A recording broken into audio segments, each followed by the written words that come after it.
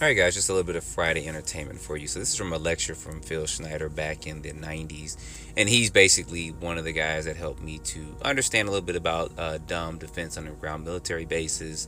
He's one of the guys that's talked about he actually had a firefight with alien beings back in the 70s, got his hand shriveled and stuff like that. But I thought this was actually pretty interesting. She starts talking about alien materials and materials from their ships and stuff. So I thought you guys may enjoy this. So it's about 15 minutes long. So sit back, grab some popcorn, rest, relax, or a snack, and then put your comments down below. Are predominantly made of alien metals, metals beyond element 109, and metal composites, some of the skins of which are composed of rubber and carbon fiber, and the airframes are composed of complex carbon fibers mixed with elements such as mironite, which is element 123, which is extremely stable.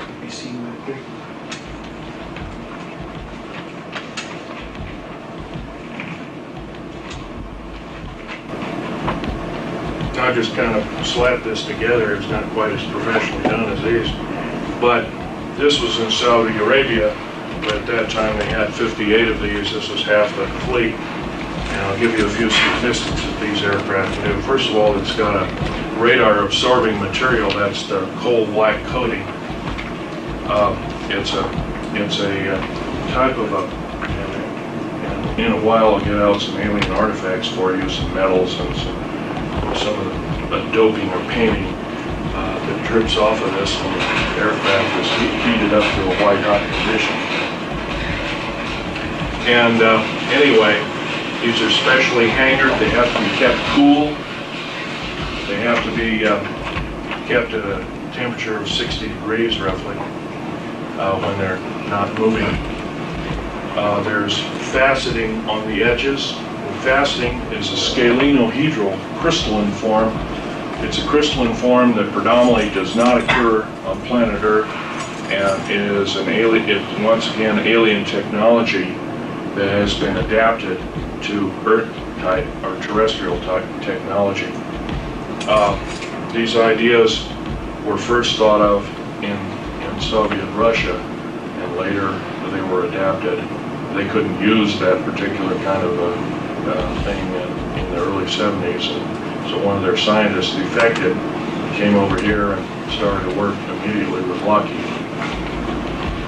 His name was Subakov, I believe was his name. Anatoly Alexei Subakov. This fellow was also a pioneer and such. His name was Paul Benowitz. He was going to go public with the UFO and the alien agenda thing. He was a CIA pilot. He was also with the U.S. Air Force. Of course, they couldn't let that happen, and so they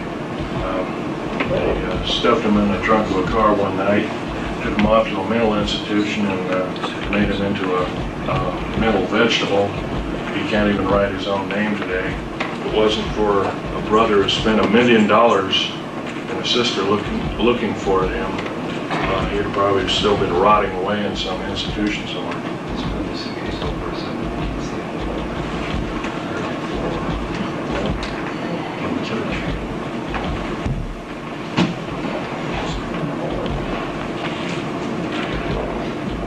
Okay, what we've got here, like I mentioned, is basic alien technology. It was adapted for us.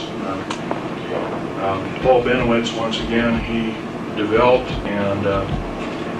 the shape of this aircraft, as well as how the bombs were to be dropped.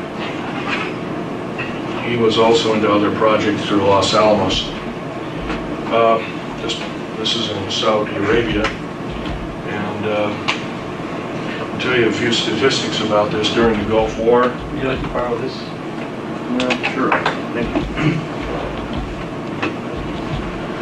During the Gulf War, this particular aircraft had 4 large bombs underneath.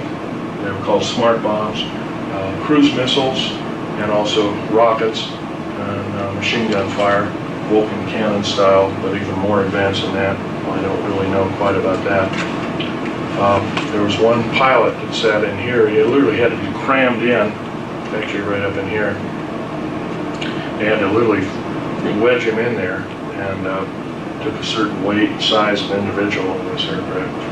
And all the Computronics was made by Mitsubishi, Computronics and Heavy Electric Industries. The jets were both turbine as well as nuclear powered for extremely high flight. By the way, the smart bombs that were used in the Gulf War, 58 aircraft ran 3,706 sorties or missions. 100% of the bombs hit the target. 100% of the rockets hit the target. Shot up, completely destroyed the Iraqi air defense systems. It was a 100% system. Only one aircraft suffered one small hit, or actually where a missile just barely missed it, and it just chipped out part of that, but the aircraft was able to make it home. It was a minor repair. The aircraft's back in service.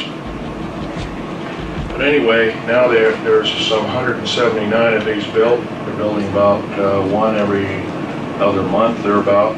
They're a $208 million aircraft, while this one here is about a $188 million aircraft, and it's fraught with problems. Although recently, the F-117A, Black Jet as they're known as, originally housed at Nellis Air Force Base, Tonopah Test Range, S4, Groom Lake, you name it. These aircraft employed a three-dimensional radar. Everybody else's radar was two-dimensional. The Black Jets employed a three-dimensional radar, which was far superior. And its Computronics too also had a Cray system to analyze bombing targets, and it was also the first aircraft where the pilot wore a helmet. It's called psychoenergetic range finding. It's a copy from the Russian technology, Soviet-Russian technology, where a pilot can think in his own language and arm his weapons and pick his target from his computer. It's still employed in a second and third generation. It's extremely accurate and it cannot be faked. In other words, if another pilot decides to commit sabotage and jump in the cockpit, the plane won't even begin to run, let alone any of the missiles firing or anything else. So it's kind of a unique system. It's kind of like the signature gun. And of course, we've heard about those in different movies and whatnot. Now we have the Aurora, which is a transatmospheric vehicle. And the Aurora, there's 4 of them currently being tested. I know it's being refuted too by a couple of local gun shows before my lecture. He says, well, the Aurora doesn't exist, Phil, you know that. And I said, well, really? And I says, well, I guess you don't think this exists either. And that was a picture, that was this map. He said, no, that doesn't exist either. And I said, really? Interesting. I suggest you have a seat and learn something. What the heck was surpassing the Aurora now? Yes, there are 2 other prototypes that are small space shuttles capable of speeds in excess of 40,000 miles an hour. And plus, we also employed 29 prototypes of flying saucer and are successful in piloting those at up to 90,000 miles an hour in the atmosphere without burning up. That's doing something, because when you push, you go beyond Mach 3, actually beyond Mach 2.7, you ionize the air around it, and you cause the elements of the air to actually catch fire, and you need a force field around that system to exceed Mach 3 or Mach 4 without burning up, because you'll be as hot as a glowing meteorite coming in at about 30 or 40,000 degrees. Anyway, the Aurora, there's 4 of them flying. They fly day and night. They have 12 people as a crew. They can have a skeleton crew of as few as 6. They can basically leave Tonopah Test Range at 7 o'clock in the morning, do a complete loop around Russia and China, take all the pictures. They're predominantly a spy plane. They can take pictures, come back for lunch. That's how rapid it is. They attain from basically zero. Once again, this aircraft, and this aircraft are anti-lifting bodies. They are not conventional winged aircraft. A flying saucer theoretically is a circular wing. These are not. These are anti-lifting bodies. In other words, it takes an incredible amount of speed before they're able to take off. This is once again, this is all part of the one world government type system. I try to stay away from the political end, but it's kind of like the one world government system. Take over the planet, and hopefully we don't have to tell the people of the planet what the alien agenda is. The alien agenda is what probably never meant, the aliens never meant that we were going to alter the bargain, but the aliens were the ones back in 1954 who cut a treaty with us saying that, well, we'll give you a list of the people that we implant and the cattle we mutilate, and we'll give you a reason why and everything. Of course, that never happened. And they kept altering the bargain until finally in 1979 in Dulce, New Mexico, I was involved in that operation. We had gone down there to build an auxiliary base in the southern end of Dulce, New Mexico, already existing base on Archuleta Mesa. And lo and behold, when we drilled down, we found aliens were already in there and had been in there for some time. I can tell you when you're standing, say, as I am here, to where this gentleman is over here, and that's an alien gray who's pretty much 7 feet tall, and the meanest looking bastard you ever saw, and not looking like a human being, you kind of get petrified. And as an engineer, of course, I didn't carry a regular big clunky 45 or anything to build, because it would get in the way. I carried tools and other kinds of things on my belt, and I always carried a small pistol, Walter PPK, with a 9-shot clip, 380. And I emptied one clip into 2 of these alien critters, as they call them. And yes, they are mortal, but I got also, as soon as that happened, as I was reloading, I never got the clip into the gun. They hit me in the chest with some kind of particle beam weapon that gave me a very high dose of nuclear radiation, similar to cobalt radiation, but not quite, even more nasty. And I was in isolation afterwards for 50 some odd days, 57 days all total, and it took another couple of years to recuperate. And once again, I was in my body was in a traumatic situation. But here I am talking, so it looks like here we go again. But I've got the scars to prove it. I can verify that they are there. Yeah, so they're there. It's pretty gross. Are there. It's pretty gross, and I don't want to. There are ladies. There's a ladies present here, so let's not raise the shirt here. But they're there, and basically, in talking about alien agenda, we have to also be talking about what occurred over here. This is the Bikini Atoll test. Now here we have an actual extremely large, end quote, mothership right at the point of neutron flash cloud. That's like 2 or 3 10,000ths of a second after the initial blast. And of course, the date of this was 12 July 1946. As we all remember, if we read our history on UFOs and how they started, it wasn't really known. As a matter of fact, after Roswell, we remember that there was a Senate hearing, and in the House of Representatives hearing, a closed-door session hearing, but a little bit leaked out in the public, and it stated that the government knew nothing about UFOs prior to that time. And these pictures, these different pictures with UFOs actually in the pictures, actually with the original language, show that, I'm sorry about this, actually show that the government lied to the Congress of the United States. They knew full well what was going on at least a year prior. Of course, I believe the Roswell incident was 2nd of July of 1947. This occurred, of course, 2nd of July. I think the earliest A-bomb blast, 12th July, 12 July 1946, almost a full year before they were supposed to know anything.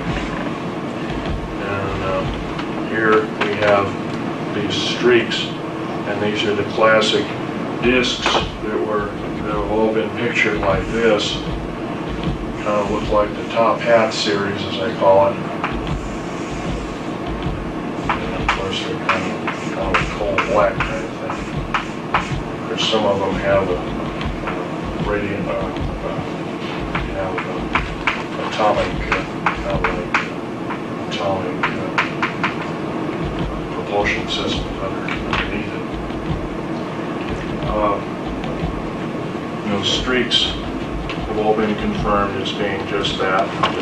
They're a Type 3A flying disc. And we have these small white dots. White dots, by the way, these guys here are receding from the ocean, taking the trajectory. They're getting out of there in the worst way. They'll probably not make it because of the radiation factor, but they're exceeding at speeds in excess of 13,000 miles an hour, and the white dots are exceeding 30,000 miles an hour as they're leaving, and they have actually changed the color. They've almost gone out of scope, and you're seeing a photograph, very rapid photograph of a blurred image. Some of the photographs go from a black splash or dash to this white dot system, and then they go out of scope of what we call visual reality. And that takes some tremendous speed to do that. In this particular overview shot, which is an extremely rare photograph of an atomic blast, as far as I know, this is the only one ever shown to the public of an overview of any kind. There are small dots and dashes, basically, as I'd say, and these are old garbage scows and ships and whatnot that they put in harm's way to see what the reaction would be of an atomic blast. And I'm sure the atomic testing was conducted predominantly in case we had to be prepared in using atomic warfare to fight alien influence, and they needed a cover story, so this was the Russians and the Cold War and everything was just a perfect cover story. Although it later became more than a cover story, as we all know. These particular photographs also show small dots and dashes, as I would say, and all of them have been confirmed. Now this black system here in the atomic cloud is actually time being ripped up, of course the atmosphere and the clouds and everything, and then time being warped by the initial blast itself, and that's by neutrinos going through and ionizing space, ionizing the atmosphere and whatnot, but exceeding the speed of light, so you produce an antimatter background and you get total blackness. And of course here we have another UFO similar to these here. But once again, we haven't been told the truth on any of this. We've been right here also in this picture in the bombing of Hiroshima and Nagasaki. This is of Nagasaki. Down at the bottom we see the characteristic human face, which is typical of all A-bomb explosions over populated areas. You will always find a human face at the bottom of the mushroom cloud. Now, nobody really knows if this is just by coincidence or the makeup of the cloud or whatever. But these little dots and dashes, these white dots and dashes, are receding at better than 30,000 miles per hour, and they're UFOs leaving the scene. Japan was infested with them. Their Navy had counted better part of 2 million of them toward the closing end of World War II. All right, yeah, I thought that was pretty interesting. I might have some more from this. I'm actually going to try to post up and stuff in some more videos. That's why it's not the highest quality of this. But I did want to share this with you guys. I thought it's always interesting just to hear him speak on particular things and stuff. So anyway, put your comments down below what you think about this. Don't forget to like, subscribe if you want to see more videos like this. Just let me know in the comments and stay tuned for the next video. Thanks, guys, for watching.